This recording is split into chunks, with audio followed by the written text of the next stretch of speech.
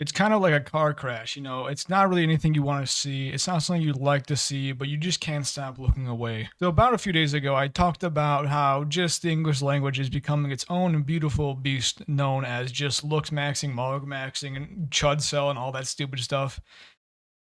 And because I interacted with a few of those posts, it kind of just put me and thrust me into a world that I did not know I ever wanted to be in, and I really don't want to be in, but once again, I cannot look away.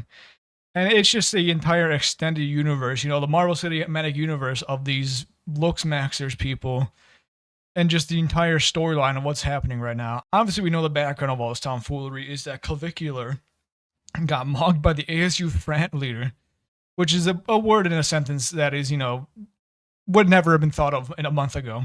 But at this point now, it has become common vernacular online. And because of this entire thing just like spawned a whole storyline. People are calling it Zoolander. People are calling it like Baki or whatever, of just conflicts and interactions going like between people in this space. And now the reason why I really don't want to be a part of this is because like a lot of the tweets that this stuff is coming from are like from kick streamers and like I think one of the tweets I'm going to show is from like Aiden Ross VODs or whatever. So like, this is not really a place that I want to find myself in. You know, I don't really like want to associate with kick streamers and Aiden Ross and all that tomfoolery. But at the same time, it's just something it's like a spectacle. I cannot stop looking at the entire clavicular storyline. So I'm just gonna pull up some tweets that I kind of saw just showing the storyline. And so a lot of like what I'm gonna see are gonna be like quote tweets because you know these are how they first got into my For You page, my page. And so like it's just gonna be comments and like kind of story building of people who are also on the outside perimeter like me.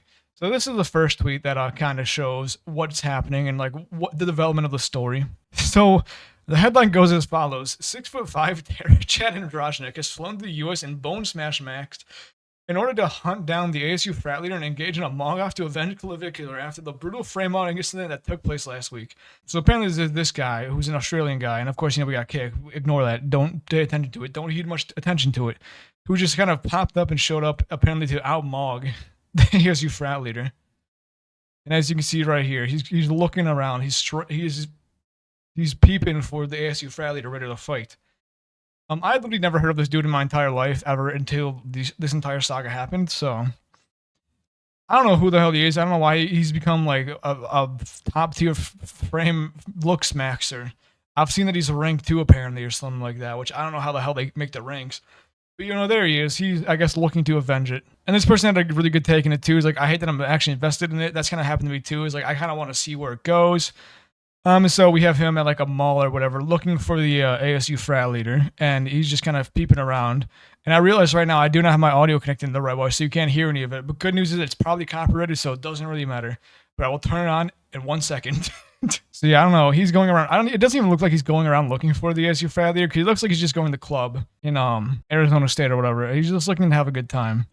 And apparently the shocking news and revelation about it is apparently the ASU frat leader fled to Miami. You know, he was afraid to get mogged off. And so like, it's just one of the most confusing like storylines of everything of all time.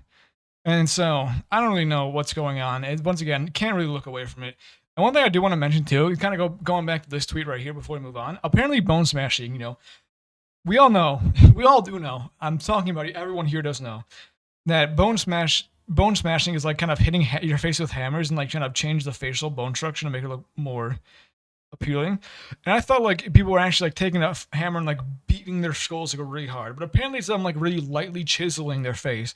And so it's probably one of the most misleading words of all time when it comes to all this vernacular that we're getting to, because apparently it's not even smashing your bones, it's chiseling your bones. So they call it bone chiseling. I wouldn't have an issue with it, but because they're lying to me, I have a problem with it. One of the more random storylines about this is that apparently Clavicular came out in support for the LGBTQ community, which like good job Clavicular, I guess. You know, I've seen many, many bad things that you've done. I know you hang around with like Andrew Tate and all those terrible people, but at least you have one thing going for you. I used to be like, oh, fuck, you know, fuck these people, whatever. But I just don't. I just really couldn't give a fuck. You know, I got better things to worry about. Obviously, it's like a quick little clip of him saying like he really doesn't care if people are gay or not. And then apparently he goes on to say if you hit on them, you generally nothing better to do. Which like it's cool. Like that's I guess the one good thing that the one like positive net positive Clavicular has done is that he said, "Hey, don't hate on gay people." So good job, Clavicular. That's just kind of an interesting random side note. And another thing too is, someone who's been growing in information on the scenario right here is apparently him eating the cheeseburgers right here is known as bloat maxing or whatever.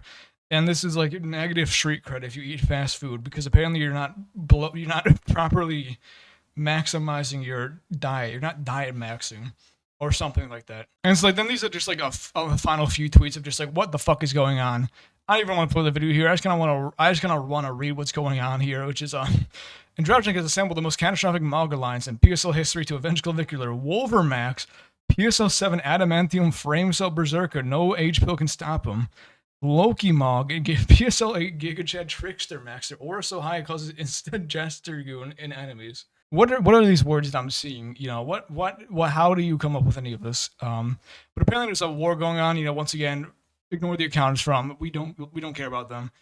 Apparently World War Mog has happened.